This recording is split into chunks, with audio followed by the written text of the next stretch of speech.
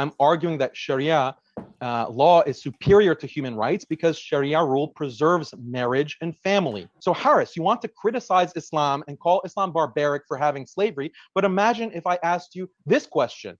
Do you support using weapons in war? Do you support using guns to shoot people or swords to stab people and kill people? Do you support that? Because all of that is violent. All of that is barbaric. Presumably, you'd say, yeah, of course I support weapons and killing, because how else are you going to fight war and defend yourself? Well, that's exactly the point with slavery. In the pre-modern period, you couldn't have war without slavery any more than you could have war without weapons and killing.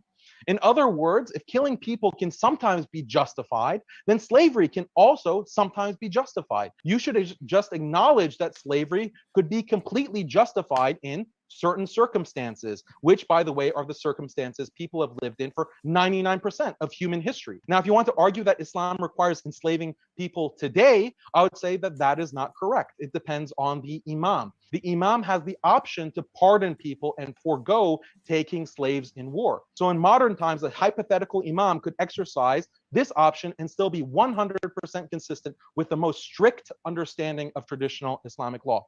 You could respond to me and say, well, Daniel, fine, slavery could be justified in the past, but now with modern technology, modern weapons, clearly slavery could never be justified. That means Islamic rules regarding slavery are not justifiable in our modern context, which means at least one aspect of Islamic law is obsolete.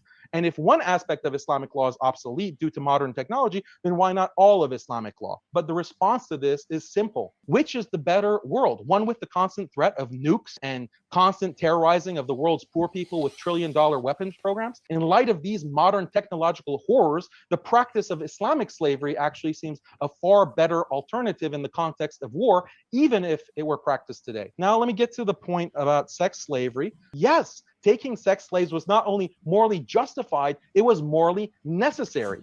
And really, that's enough for the argument, but it's worth noting that the Sharia's rules on concubines and slaves in general are the most humane out of any other civilization. Islam explicitly gives slaves many rights. They can't be mutilated, they can't be killed, they can't be prostituted.